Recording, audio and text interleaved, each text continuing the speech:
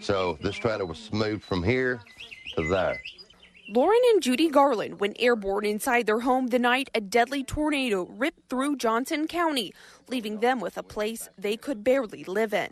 This is the end of the trailer as it fell, which you can see this end sitting on the ground, and this is about 3 feet up above the ground. To make matters worse, they had no insurance to cover the loss. And I come beside the house, not part of the porch parts. Neighbor Michael Fritz was stuck in a similar situation. Our insurance wouldn't do that, and everything. They just come in here and done fixed a little bit and left. These stories began pouring into the ears of county officials, so a small group of leaders formed the Johnson County Disaster Recovery Group to offer help wherever it was needed. Now, 1 year later, they're still scraping up funds to help rebuild lives. We still have people living in homes that don't need to be there. They are condemned, but they have nowhere else to go. Together, the group has raised around $35,000, but Watkins says it's going fast and the need is still great.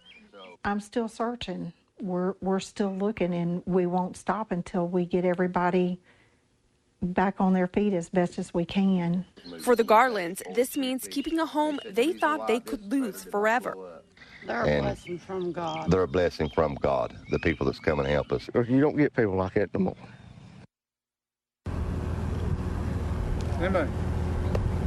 The Johnson County Disaster Recovery Group is working towards long-term recovery. Now, if you want to help in that process, you can donate by either sending a contribution to the Johnson County Bank, or you can call Emergency Management Director at the phone number on your screens, Jason Blevins, 423-727-2507. And even though the destruction has been massive in some of these communities, here's the good thing about the people who live here. There's always hope. There's inspiration. And News 5, WCOB's Donnie Cox tells us about a 1-year anniversary that one couple is celebrating because they're moving home. After the tornado hit Glade Spring, we met many people with many different stories about what happened to them, their families, and their homes. The last time we saw Richard Beckham was a few days after the tornado, standing in front of his missing kitchen wall. When the wall went that way out onto the deck, the cabinets came this way. And we had to push the cabinets back out of the way in order to get out of the kitchen. Beckham's back wall and roof were scattered over a field behind his house. It disappeared as he and his wife were passing through the kitchen trying to get to safety in the basement. His wife is in a wheelchair, and he had to quickly find an alternate safe place. I just jammed her into this pantry right here and come in behind her. And at that time, just as soon as I got in there, then the roof and the wall and all of that went. At that moment, he says the force of the storm was so much that he and his wife thought they would never survive. That's it. That's right. We said our goodbyes right then. Now, a year later, the Beckhams have rebuilt their home on the same foundation as the old home. We salvaged the foundation. So it was everything from the foundation up had to be completely redone, completely rebuilt from scratch. On the tornado anniversary date, the Beckhams will move back into their home. As for how they survived the twister that night, Beckham says there is no doubt. It was just God's will. That's all there was to it, just a blessing. In Glade Spring, Virginia, Donnie Cox, News 5 WCYB. Now, the Beckhams have seen some of their neighbors move on. They didn't want any part of that place. They've got too many bad memories. But for the Beckhams, they are looking forward to just getting back home. Got to love that. Absolutely. Still to come here on News 5, WCYB at 5:30. We're going to head back to Greene County. We're going to take a look at how people there are picking up the pieces. And our chief meteorologist, Dave Durst, will be talking with News 5 WCYB news anchor Johnny Wood. Stay with us. And my wife, I heard her just like, it was just a soft voice, help me. And that's all I ever heard out of her.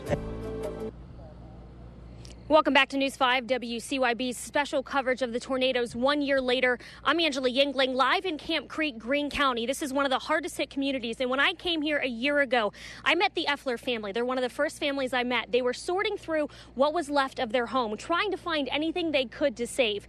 Now, 1 year later, they're in a new home, but on the same land where their old home once stood. Quit whining. 1 year later, Elizabeth Effler is working to get her life back to normal. Every day is a little bit more progress. Effler survived the tornado in an underground cellar with her husband and 2 sons. When I was under the storm cellar, I kept telling myself it's just the wind. You know, we've had wind in Camp Creek all of our life. I said, it's just the wind, it's just taking the roof, we'll put it back. Well, when I came out, I was like, oh my Lord. Here's the video from April 28th, 2011, the day after the storms. The Effler's home was destroyed. The neighborhood forever changed. I thank God every day that he spared us. I don't know why, but he did. Nothing could be saved, so the Efflers started over with a new home on the same property. They've started again with little but the lessons learned in April 2011. First of all, have insurance. It don't matter whether you never use it, make sure you got it. Because I didn't have a drop of insurance. I didn't have a clue what I was going to do. The Efflers have also built a storm shelter in case they ever need to take cover again from Mother Nature. But one of the greatest lessons Elizabeth Effler learned on that April night, how precious life is. Life is way too short. And you don't realize that till something like that tornado happened. The Efflers did get some money from FEMA to help them rebuild, but Elizabeth Effler tells me part of it is emotional rebuilding, too. That's why she recently added a puppy to her family. Now let's toss it up to Glade Spring, Virginia, where Johnny Wood and Chief Meteorologist Dave Dirks join us live. All right, thanks, Angela. Yeah, what a bunch of great survival stories we have here tonight, wonderful. Don't you? And I've met some people here today, too. Amazing. Absolutely. You know, it's hard to believe. You know, you've been here covering weather more than anybody in the Tri-Cities market, 45 years. Yes. I've been here now 25 years in the Tri-Cities. I've never seen anything like the tornado outbreak of a year ago. Well, I think we found out that never is a long time. It really is.